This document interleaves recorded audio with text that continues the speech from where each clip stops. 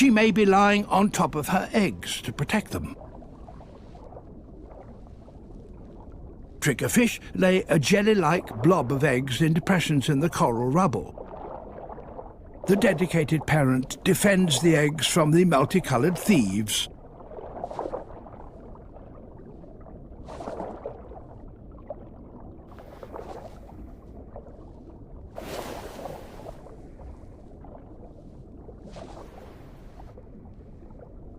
The triggerfish's mate comes to the rescue.